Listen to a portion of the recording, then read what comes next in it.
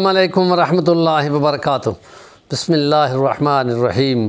لقد جاءکم رسول من انفسکم عزیز علیہ ما عنتم حریص علیکم بالمؤمنین رؤوف الرحیم۔ فإن تولوا فقل حسبی اللہ لا الہ الا هو علیہ توکلت وہو رب العرش العظیم۔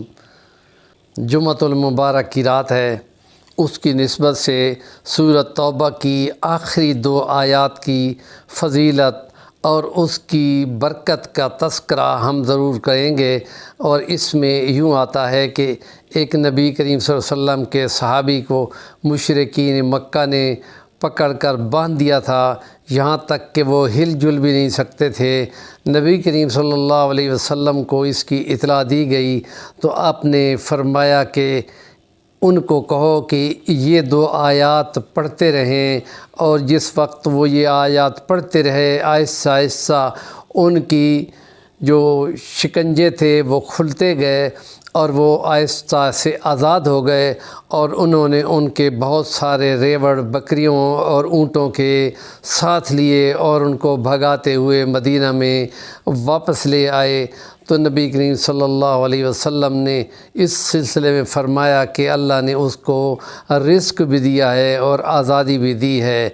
ان آیات کو جمعے کی رات کو ضرور پڑھیں، رات کو سوتے ہوئے، اور اس کے ساتھ ہی ایک خاص درود شریف ہے جس کے بارے میں یوں آتا ہے کہ اگر اس کے کو ایک بار پڑھا جاتا ہے تو 70 فرشتے 1000 دن تک اس پڑھنے والے کے لیے ثواب لکھتے ہیں اور گناہوں کو مٹاتے ہیں، اور یہ بہت بڑا فضیلت کا کام ہے۔